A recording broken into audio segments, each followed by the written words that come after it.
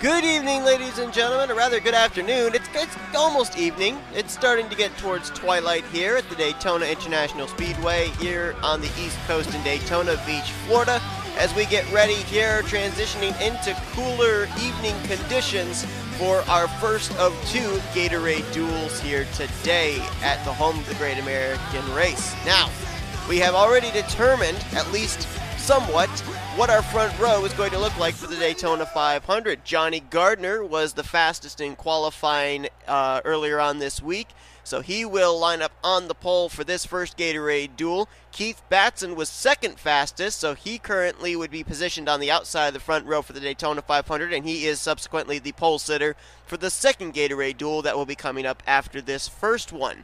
Now, here's what these drivers have to do, though. For those two particular drivers, they need to keep their race cars clean and spotless.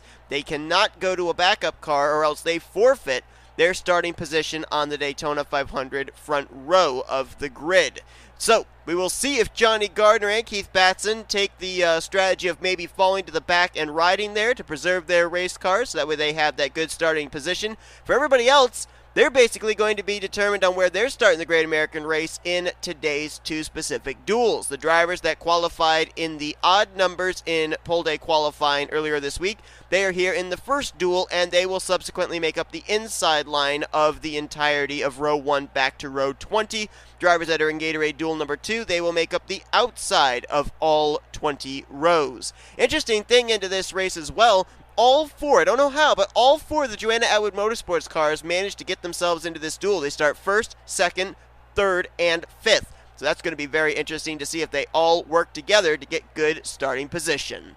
Drivers, start your engines! Command is given as we get ready to go racing here for the first Gatorade Duel of the day, and at least for this weekend here at Daytona, we are going to give you guys a little bit of a special thing as you're going to be taking a look at your starting lineup for today's 20-car field for the first Gatorade Duel at Daytona.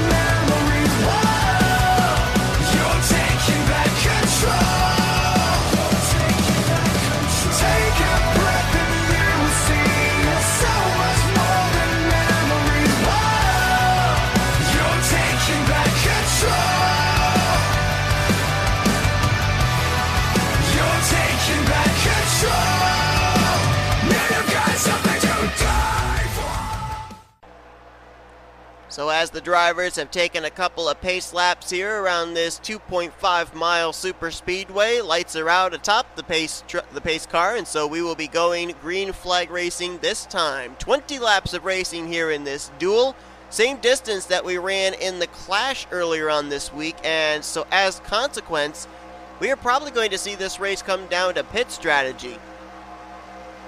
And that's going to be very important for drivers that are going to want to qualify up at the front. You know, I've been looking at Johnny Gardner, and, you know, he's in a bit of a dilemma here.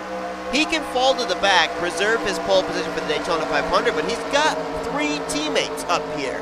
And if he's able to stay up here, the Joanna Atwood Motorsports Ford's able to work together, and he gets a driver that's a teammate of his to win this duel, that means he's going to have a teammate behind him on the inside of row 2 when he takes the green for the Daytona 500. So, you know, in his best interest, I think it would be smart for Johnny Gardner to stay up here at the front and try and push someone like Wyatt Quayle, Ryan Acosta, or James Qualls to the victory, so that way you have a Joanna Atwood Motorsports 1-2 on the inside line for the Great American Race. We'll have to wait and see if that's going to be a strategy or not.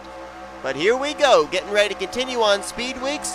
Getting ready for the first Gatorade Duel at Daytona in the Duracell Cup Series to go green. Let's roll.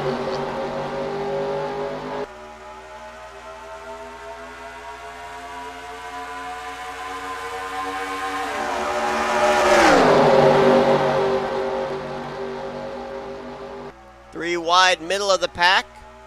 That was Ryan Butcher making a move there in the 24, putting Adam Garcia in the middle, and now they settle back out to double wide. Gardner moves up to the top side, and I think he's planning to fall to the back. He says, okay, teammates, there you go. There's the inside line. Go to it.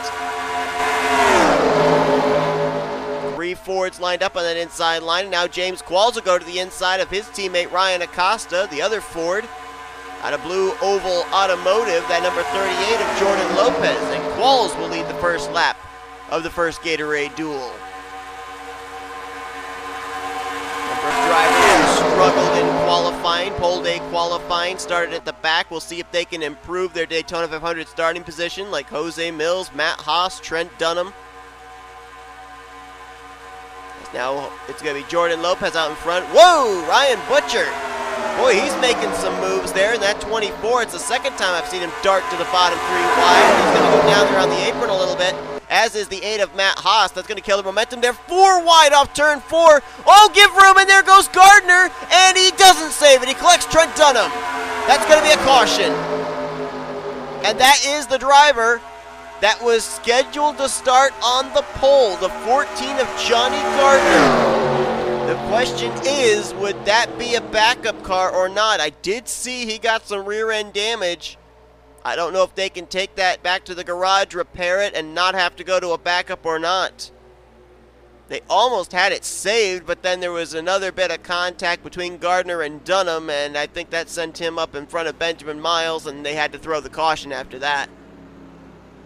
4 wide off of turn 4, and boy, that to me seemed awfully aggressive for so early on here in the duel. But it is what it is, and we've got a yellow flag here as Jordan Lopez waits for the pace car to pick him up. Where is the pace car? There he is, finally getting up there to get the field. Pits will be open this time, and I don't think this caution puts these drivers in the fuel window to be able to make it the rest of the way, even if they were to pit now. We'll have to wait and see. There is Trent Dunham. Trent was 39th in speed on Daytona pole day qualifying, and now finds himself involved in the first wreck of the day. I think he just came off pit road. And here come a couple of Fords to pit lane that I guess were caught up in this. I know for certain Johnny Gardner was, but Dylan Young also's got some right side damage on his Hooters Ford. Dylan Young started 10th in this duel. And you look at Johnny Gardner there in the 14, you can see the rear end is all pushed in. I'd be very worried about around the fuel intake area. Now let's see if they're going to have that car continue or not, because if that car retires out of the race, that is an automatic backup car. And it looks like he will at least be trying to continue. So I think the strategy for these guys here is they'll probably now just run to the finish and then see if they can repair that car in time for the 500. Because if he does retire out of this race, that is an automatic backup car, and that is an automatic forfeit of the pole position for the Daytona 500. So as Jordan Lopez leads us under our first caution, let's go back and see what happened. 4 wide off of turn 4. If you look down the bottom of the racetrack there, we had seen before that both Ryan Butcher and Matt Haas had gone down and gotten 2 tires on the apron. And I don't know if it was because the 8 lost so much momentum that they were able to get 3 wide above him, but you see Trent Dunham in the middle there with Wyatt Quayle. Johnny Gardner's up at the top side still trying to fall back, so he was just an innocent victim in all of this. And Trent and Wyatt just kind of in the middle, didn't give each other a whole heck of a lot of room. Now at this point, I don't think the caution was out, but there Gardner's trying to save it, then gets back down to the right rear quarter panel of Trent Dunham. That's when the caution had to fly, and Trent Dunham up in front of Benjamin Miles. I don't know if anyone hits the 1 or not. Quite possibly Dylan Young is going to get into him. There's Vince Almariego, just clears his teammate. And yeah, Dylan Young gets a piece of it right there in the 2 car. Made some contact with the right side and the outside safer barrier, as well as some contact with the nose getting into Trent Dunham's Chevrolet. So don't know how off the pace that 2 car is going to be. And there you see Trent Dunham. Yeah, he's got some pretty good damage as well on that Sonic All-Stars Racing Chevrolet. And that car actually might have had to have teleported to pit road. That might have been why we saw him coming off pit lane. So Trent, I don't know if he stayed on the lead lap or not. And there is Johnny Gardner, the driver who got the pole just a couple days ago here for the Daytona 500. Question is, will he indeed be our pole sitter for the Daytona 500? Or could the battle here today for the win end up being resulting in the battle for the replacement pole sitter for the Daytona 500? We'll have to wait and see. Let's go back for the green flag. Green flag will come back out on lap 7 of 20. All 20 cars will take the green flag to start this duel. Will take the green flag to continue it. Though, as I stated, it looked like some drivers may be somewhat off the pace due to the damage collected in that crash. For the most part, really only 3 drivers were involved: Dylan Young, Trent Dunham, and Johnny Gardner. They are all still on the lead lap as well. So I do believe the one had to teleport, but I think because he was just after the start-finish line, and his pit stall, I think, was before that. I think he was able to teleport and not have as long of a tow and was able to get off pit road still on the lead lap. So Jordan Lopez will line up as the leader. Carter Friesen now in second. Third is Diego Yepes. Fourth, James Qualls. Adam Garcia in fifth. Ryan Acosta will line up in sixth. Seventh will be Jay Jefferson. Ryan Butcher will be eighth. Matt Haas in ninth. And Jose Mills is going to complete your top 10. Going a little bit further down, let's give you the rest of the field actually, is it's going to be Wyatt Quayle in 11th. 12th place is going to be Michael Norman. 13th, Julius Anderson. 14th, San Diego. Benjamin Miles lines up 15th. James Shelley 16th. Levi McIntyre in 17th. And it's Trent Dunham 18th. Dylan Young in 19th. And Johnny Gardner completes your top 20. So Johnny Gardner at least is continuing on in this race, which means that his chances of starting the pole for the Daytona 500 still somewhat alive, although I will say that they actually pulled off the entire rear bumper, left the whole fuel cell in the back of the car exposed, and so I don't know if they'll be able to repair that or not. Green flag back in the air here on lap number 7 for Jordan Lopez in the 38. I think for Johnny Gardner, his saving grace was the fact that most of the contact and the damage that took place on that car was near the rear of the car. They might actually, NNSCRA officials might allow them to be able to put a new rear end, or at least new rear end parts on that machine. And I think the motor is still okay. So I don't think they're necessarily going to have to go to a backup car. They might be okay. If he end up hitting somebody or hit the wall nose on, then that probably would have spelled a backup car for that driver. But I think right now he might be all right, and it looks like he is up to speed. So that says to me the motor is still at 100%. So I think Johnny Gardner may have dodged a bullet there, but that's about as close a bullet as you can get without having to go to a backup car. And Jay Jefferson shooting out of line there in the number 5 Cobalt Chevrolet. It's cloudy and overcast, and I would have thought that would have allowed drivers the ability for more grip, but we've seen Matt Haas have issues on the bottom, Ryan Butcher, and now Jay Jefferson the same in the 5. So there's something about that inside line that causes problems for these drivers, and they are almost attempting 4 wide here off turn 4 again. Adam Garcia is going to get the wall. He had Ryan Acosta almost to the inside of his left rear quarter panel, and we nearly had 4 wide for second. Fortunately, they settled it out. Ball's now to the inside. First challenge that Jordan Lopez has had for the lead since the green flag came back out to get us back underway for the restart. Johnny Gardner fading back a little bit there. I think he's still in the draft, but I think that car with the rear end damage, not exactly aerodynamically sound, probably a lot of drag on his Ford, and so I think he might be losing the draft gradually. Also, Vince Almriego there in the 42 appears to maybe be slowing a little bit. Remember, Almriego did get, I think, a tiny piece of that wreck. He didn't make contact with any driver, with any car. Whoa, Diego Yepes! Nice save by the 0, but I don't know exactly what caused that. Boy, there's a lot of drivers that have been having difficulty out of the tri-oval. Cars getting loose, and they're almost losing them. But going back to Vince Almriego, he didn't make contact with any car, but he did, I think, go up and maybe brush the outside wall, trying to get around the outside of his spinning teammate Trent Dunham. That might be why he's back there, as Qualls again going to try the bottom. He's got Carter Friesen helping him, so you got a Ford being helped by a Chevrolet. Meanwhile, it's a Ford train up top with Lopez, Garcia, and Acosta, and Garcia, I don't know if he moved up there of his own accord or if Ryan Acosta forced him out. Now we got more drivers with issues. That's Jose Mills, the 98, Benjamin Miles in the 25. This is not normal. And I think that it's the weather conditions that's causing this issue. Carter Friesen now with a little bit of problems down there on the bottom. And that just killed the momentum of the entire inside line. As now James Qualls has his teammate Ryan Acosta with him, but Jordan Lopez continues to lead. Here's Qualls mounting a charge. Got a car up in the wall. That's Adam Garcia in the 12. Everybody darting low to try to avoid him. They were 4 wide through the tri-oval there. Wyatt Quayle, James Shelley crowding each other, trying to make their way by the slower 12.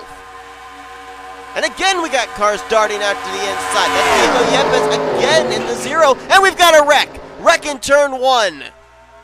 Big wreck there in turn 1. Caution is going to fly yet again. And boy, this is very bizarre, no doubt about that. As Lopez going to get a challenge from Qualls. It's a battle back to the caution, and who's going to get it? Can Qualls and that inside line prevail? Here comes Lopez battling back on the top side. Qualls has Julius Anderson, Lopez has Ryan Butcher, and it will be a photo finish with Lopez coming out on top, getting the position. And Trent Dunham, 2 for 2 in being involved in wrecks today, and that is going to be a backup car for the Sega Chevrolet. Dylan Young involved in this one as well. And it looks like Johnny Gardner may not have escaped this wreck either. I do not see the car that initially caused that wreck, Diego Yepes in the 0. Looks like there could be damage on the front. Yes, there is. Damage on Wyatt Quayle's number 41. I don't know if he got a piece of it or not. And I think the 0 of Diego Yepes has already gone to the garage area. Diego Yepes, who started 11th in today's race, which meant that he would have been 21st on the speed charts for pole day qualifying. Looks like he'll be going to a backup car. Same for Trent Dunham. We'll have to see about Dylan Young and Johnny Gardner. If Johnny Gardner retires out of this duel, that is subsequently a backup car and a forfeit of the pole position in the Daytona 500. This is going to be the caution that some drivers were really looking for, though, because they're going to be coming to pit road. This puts them in their fuel window, and some drivers looks like are going to stay out.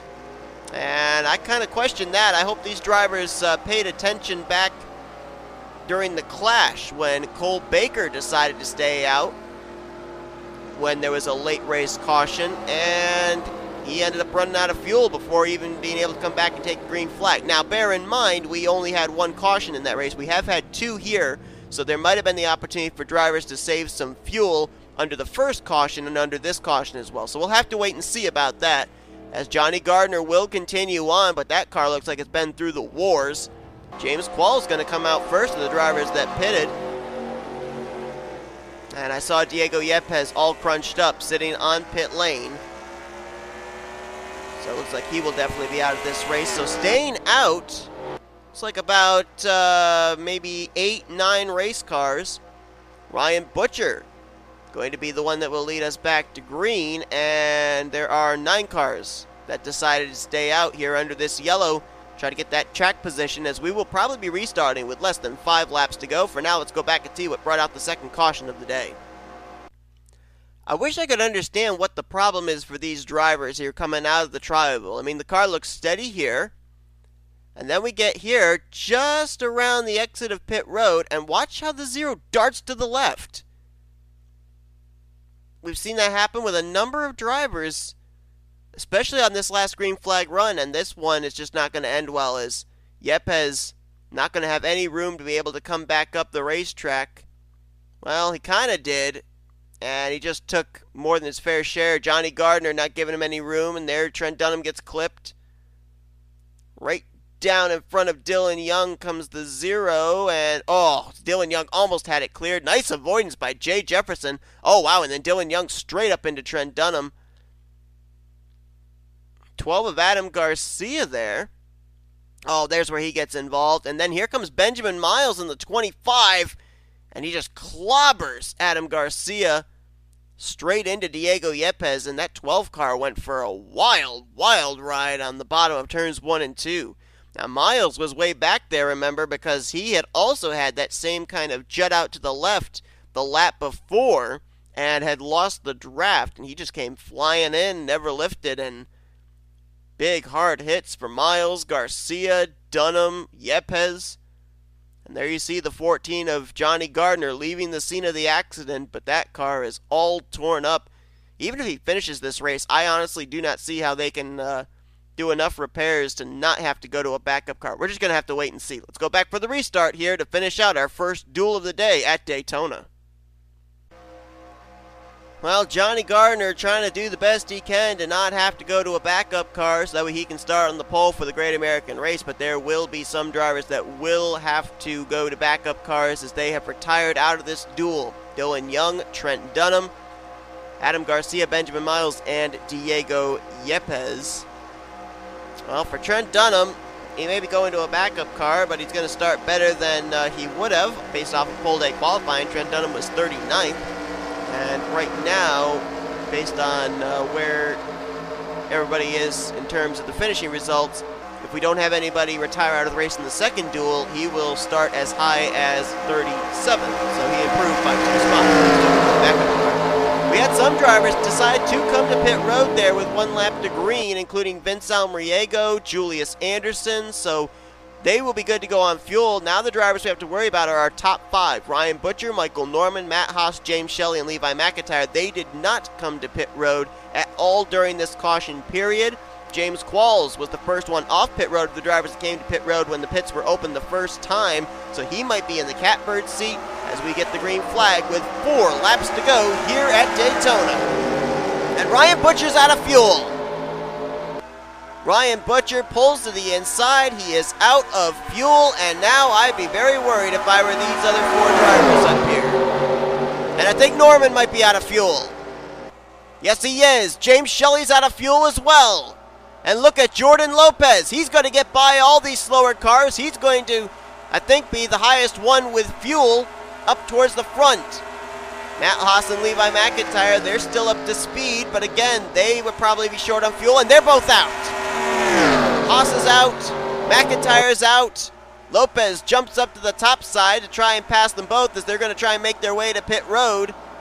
Ryan Acosta in the 10 is also out of fuel, it looks like. I didn't realize that he had stayed out.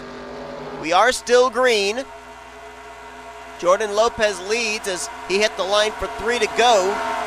James Qualls now going to line up there in second. Julius Anderson third. Jay Jefferson in fourth. Here comes Jose Mills. And now the interesting question is, what about these guys? Will they be able to run down Jordan Lopez? Looks like they are doing that very quickly. Lopez could be a sitting duck.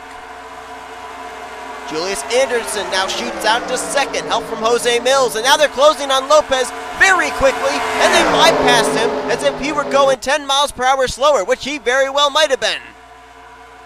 Got cars that are still trying to make their way back to pit road after running out of fuel. 2 laps to go here at Daytona. Julius Anderson with the lead. Vince Almriego now up to second. He spent the good portion of this duel riding in the back. He's now looking for the lead. Jose Mills in third. Jay Jefferson, who had that amazing avoidance of the last wreck, he's now up in the top 5. Here comes James Qualls in the 11, as well as the fastest car of the day so far, Jordan Lopez in the 38. Got Ford power on that top side as Almriego leads. They're now catching up to Levi McIntyre, who got fuel, is back on track, is up to speed, but he might be a little bit of a moving chicane for these faster drivers. And 2 Chevrolets are going to break away with the white flag displayed. Anderson crosses to the inside on Vince Almriego. They've got James Shelley just up ahead there in the 71. Albriego trying to keep touch with the 4 of Julius Anderson. Can't do it. Looks like Anderson might have him cleared off the corner. It might come down to James Shelley. Which line's he going to take? Will Albriego make a move? Here he comes. Albriego to the bottom.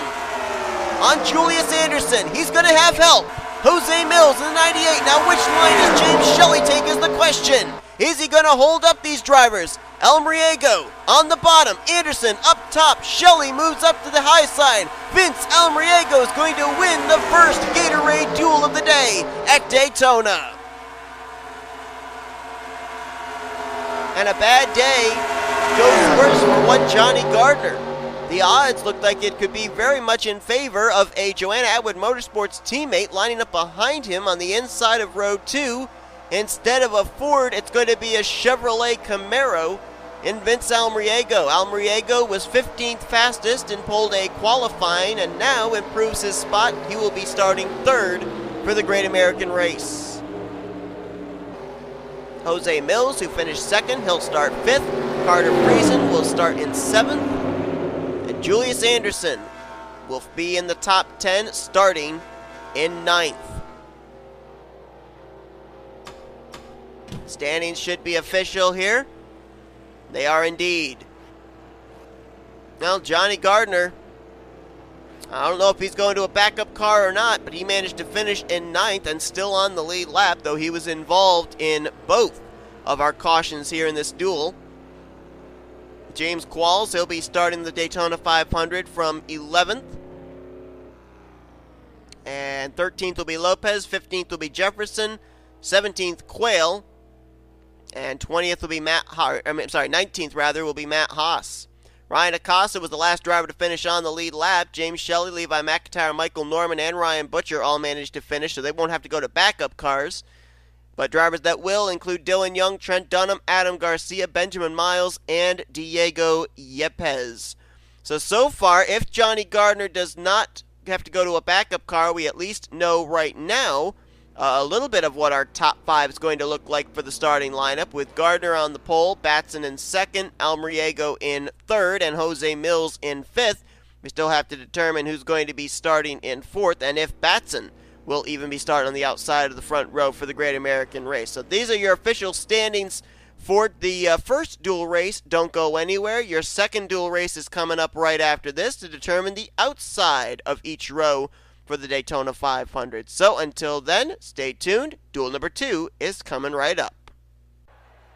Alright, so after our first duel, we have determined at least what the inside line of the rows will look like. Time to determine the outside line rows.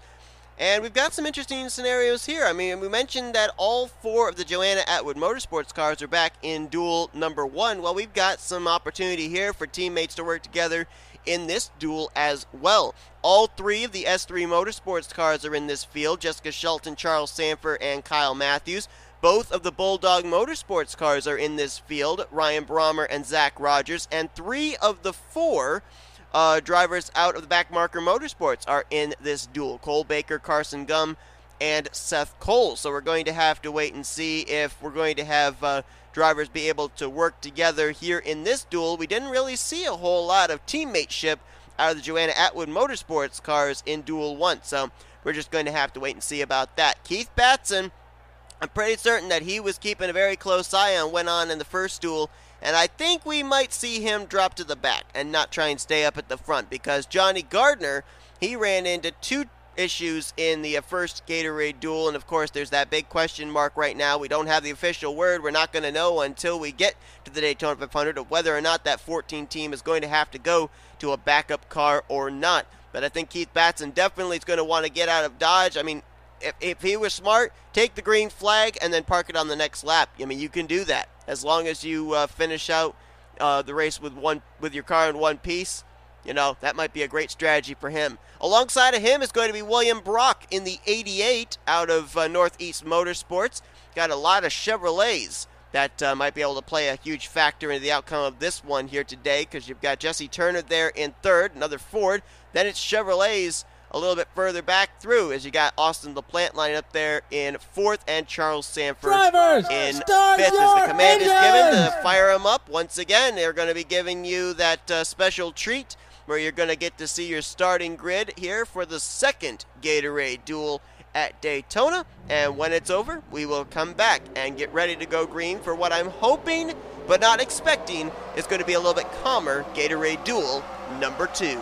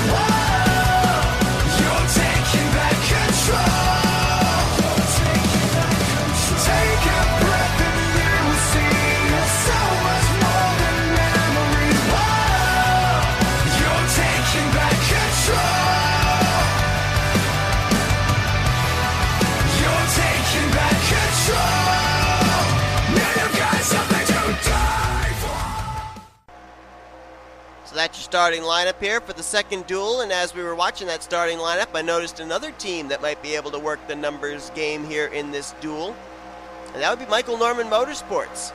They've got 3 of their 4 machines here in this duel. Dylan Poteet 31, the 7 of Matt McIntyre, and the 57 of Matthew Rodriguez. Not nearly as many Fords here in this duel as there were in the first. I believe there are only 5 Fords in this second duel. Batson, Turner, Trey Wright, Chris Dollerton, and Mitchell Collins, if I'm not mistaken. So a big opportunity here for the Chevys, Toyotas, and Dodges to try and get themselves up there and possibly be able to take this thing. We've already got a Chevy that's gone to victory lane today with Vince Almriego winning the first duel. And now it's time to go racing here in the second duel. Will it be a fuel strategy race, or will we see a caution fest again? Green flags in the air in duel number 2.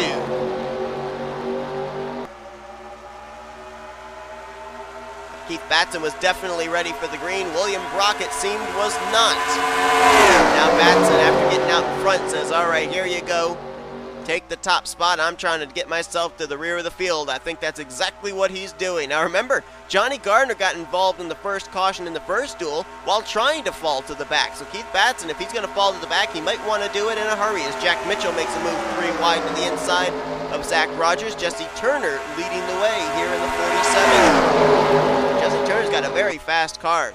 He was very fast in round 1 of qualifying, and he was also fast in round 2 of qualifying earlier on this week. So that is a very strong Ford Mustang. Single car operation out of Lake Effect Autosport. Now Keith Batson, if he's going to the back, he's not going back very quickly, still holding court on that outside line, and he's side by side with Jack Mitchell for second place. So they are 3 wide, about 2 rows deep. That's Charles Sanford in the middle. Trey Wright also in the middle right behind him in the 28 car. And Keith Batson, well, as William Brock's up into the wall, they're going to get around him, it looks like, safely. And William Brock, who, if we had not had the duels, would have been lining up 4th for the Daytona 500. He's going to lose a lot of positions in the starting grid if he finishes back where he is right now. Now we see Jack Mitchell got up in front of Keith Batson. I'm wondering if Keith Batson actually might have been thinking about trying to help Jesse Turner stay up at the front of the field, so that way he has a Mustang that would start behind him when the green flag flies at Daytona. Charles Sanford in the wall. He's dropping back now in the 0-3. We know that Johnny Gardner, if he does start on the pole, is going to have a Chevrolet lined up behind him on the inside line when the green flag flies in the Daytona 500. So then Keith Batson's thinking, well, he's got a Chevy who might not be willing to push him on the start. If I can get a Ford up there, I might have someone that's willing to push me on the start. As Matt McIntyre goes to the top spot, keep an eye on this guy. This guy's already got a checkered flag this weekend, taking the win in the hashtag Daytona Dream GoFundMe 2019 Clash at Daytona. And the guy that he passed to do it is not too far behind him right there. Kyle Matthews in the 09, that Kings Island Chevrolet.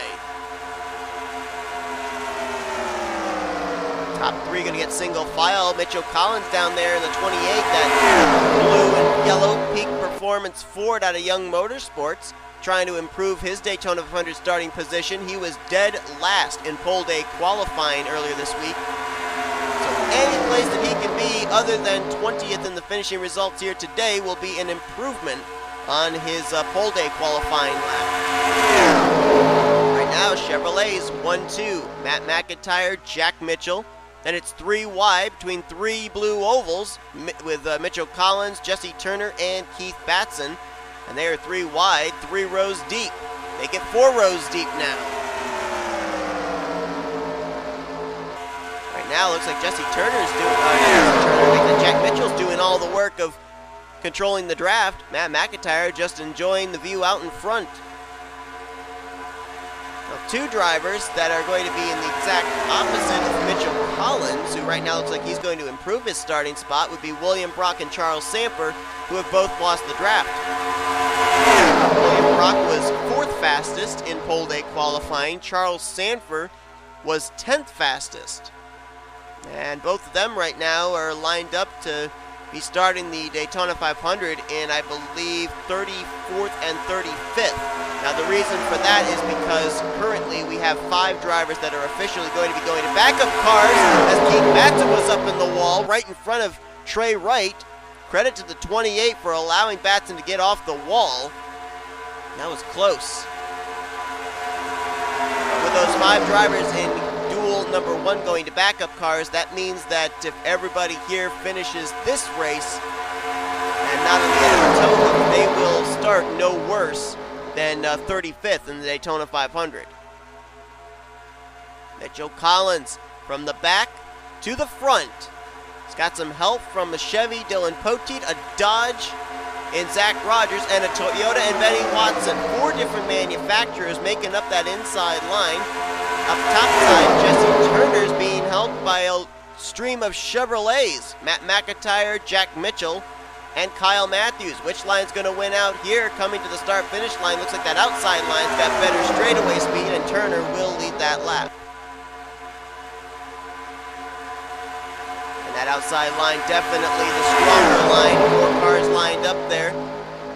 Turner trying to get down in front of Collins, stop and be able to get a run off of 2. Collins, though, battling back. Turner trying to pinch him down. Now here comes that inside line with a big run down the back straightaway, and as soon as I say that, Zach Rogers steps out of line, so that's going to kill their momentum.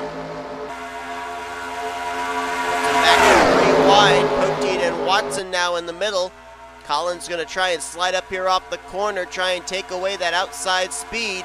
Not going to be able to do it. Turner holds the top spot still. Help from Matt McIntyre. Those could be 2 of the fastest cars here this weekend. The 47 and the 7.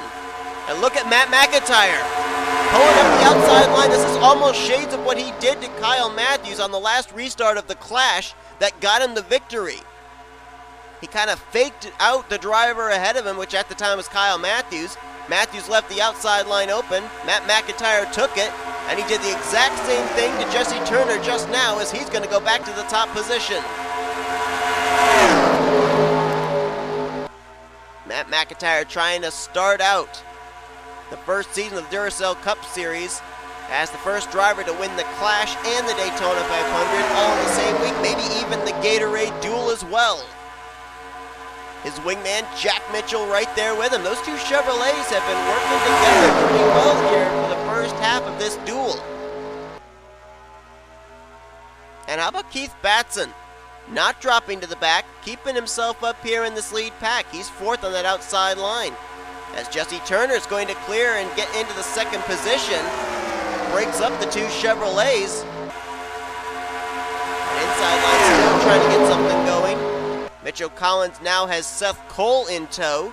Matthew Rodriguez there as well, as boy, they are close, leaning on each other off of turn 4, 3 wide, about 4 rows deep. And now Turner says, hey, you do it to me, I'll do it to you. He tried to swing to that outside line against Matt McIntyre, didn't quite have enough room to be able to get there. Now he's going to dart to the bottom as Kyle Matthews, I believe, got a piece of the wall. He's starting to fall back there, and that's going to break the field up a little bit. That held up Keith Batson, Trey Wright, Ryan Brommer, looks like Cole Baker, and Chris Dollarton as well. And now Turner goes to the bottom. Collins goes up to the top. He's now got Matthew Rodriguez with him. Jesse Turner's got Seth Cole with him. Seth Cole's got his teammate Carson Gum right behind him. And it looks like we may end up having 2 entirely different Gatorade duels. The first Gatorade duel, drivers were having difficulty keeping their cars straight. So they exited the tri-oval over to turn 1.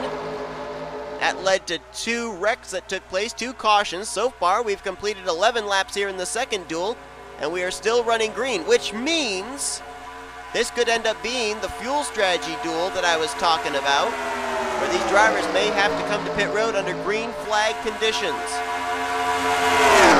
Watch, I probably just jinxed it. Sounds like they are very fast approaching. I would assume that is William Brock in the 88.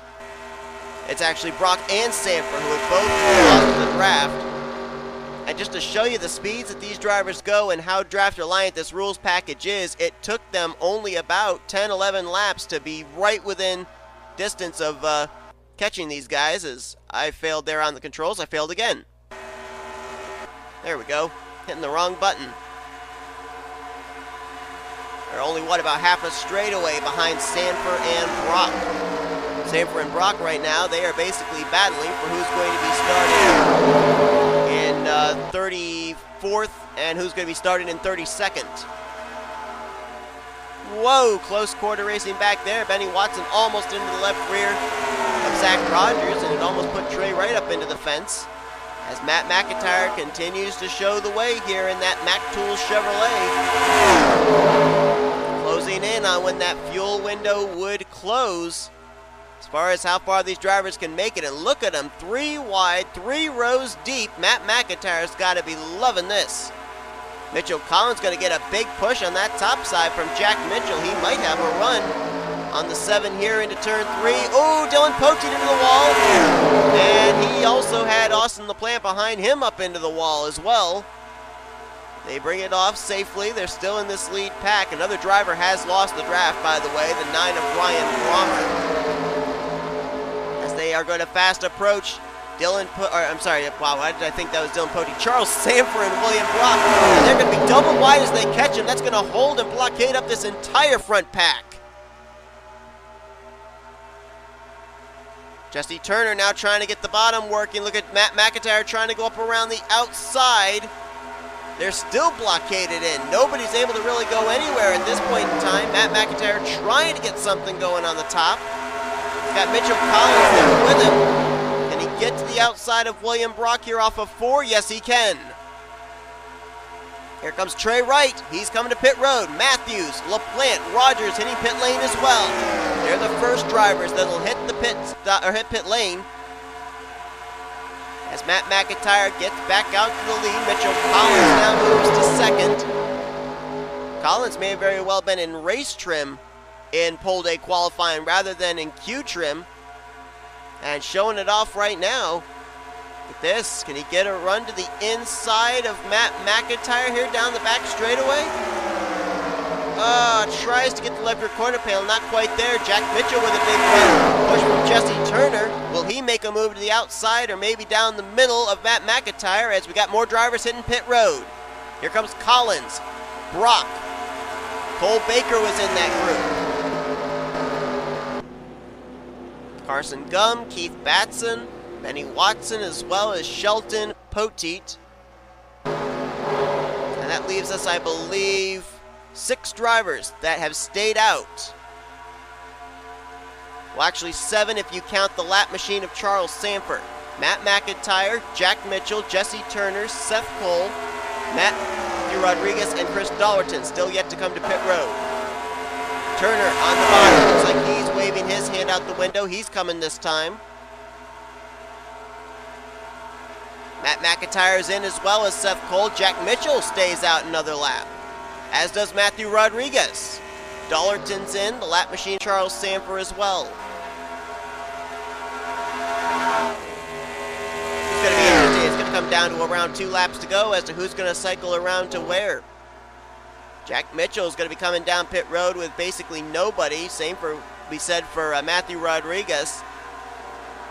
Is staying out that extra lap going to gain you anything, or is it going to lose you track position? Because you're not out there drafting really with anyone. You're running laps all by your lonesome. I mean, Jack Mitchell running about 188 by himself. In the draft, they were running about 198, 199. So there's a 10-mile-per-hour difference as now Mitchell's going to hit pit lane. Matthew Rodriguez will undoubtedly do the same. Oh, Matthew Rodriguez is out of fuel. He tried to stretch it too far, and that's going to hurt him. Looking here at the 47 of Jesse Turner, who could very well be the one that cycles around with the top position. There's Cole Baker, Carson Gum, William Brock, all trying to catch up here. But I think it is going to be Turner who's going to be the race leader if he comes out ahead of Jack Mitchell. So this could be potentially the battle for the win. Seth Cole up to the outside line. He's going to get around Jesse Turner. Seth Cole was fastest in round 1 of pole day qualifying, and then was slowest in round 2, qualifying in 12th. Now trying to better that as he looks to start 4th for the Great American Race. There is the 0-1 of Jack Mitchell. He's not going to be up to speed. These guys are going to pass him by. Here comes Chris Dollarton in the 43. Dollarton was involved in a wreck back in the Clash. Did not finish that race well, but definitely a strong Ford Mustang here today. It's going to be 3 drivers, it looks like, that are going to battle it out for this win in Gatorade Duel number 2. The Toyota of Seth Cole, the Ford Mustangs of Chris Dollarton and Jesse Turner. Will those two line up nose to tail and try and work together against the Camry? White flag in the air, 1 more lap to go.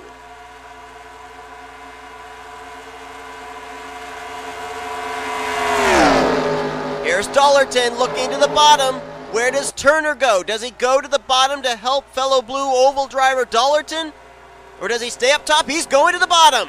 Ford Alliance works together down the back straightaway. Seth Cole is a sitting duck.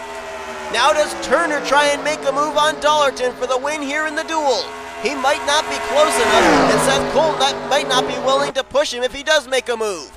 Off turn 4 for the final time. Chris Dollarton makes a great move on the back straightaway. A fellow Ford goes with him, and Dollarton's going to win Gatorade Duel number 2 at Daytona. Chris Dollarton was 36th fastest in pole day qualifying.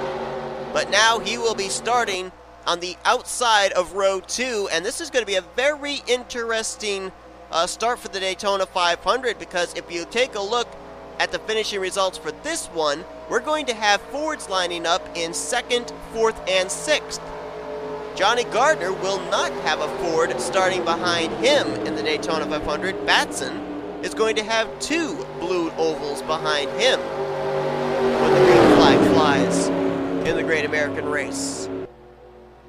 Standings are official. See right there, Jesse Turner, a little bit of a congratulatory nudge to Chris Dollarton. I think those two had that strategy worked out perfectly. And I mean, it was in the best interest of Jesse Turner as well, if you think about it, because now they're going to have a Ford train on that outside line on the Daytona 500 starting grid. Seth Cole is going to be starting the Daytona 500 from the 8th position, and 10th will be Matt McIntyre. Got Cole Baker, he will be starting in 12th. Carson Gum will be starting 14th. Jack Mitchell in 16th.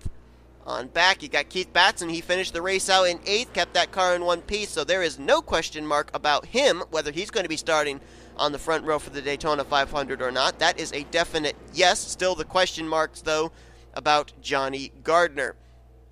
And 2 drivers that really suffered here in this duel that, if we had not had this duel, would have been starting up in the top 10 for the Daytona 500, finishing 1 lap down. Charles Sanford and William Brock. Looks like they're going to be starting somewhere back in the mid-30s for the Daytona 500. So they're going to have some work to do when we start off the points races for the season.